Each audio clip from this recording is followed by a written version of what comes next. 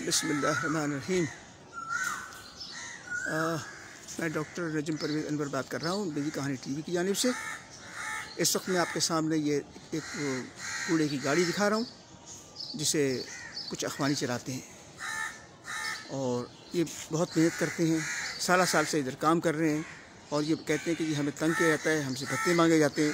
हम पहले ही भत्ते थे, अब फिर हमें परेशान किया जाता है और ये बात जो है इंतहाई गलत है और इसका जवाब होना चाहिए। भत्ता माफिया ने पहले भी इस कौम को बहुत बर्बाद किया है।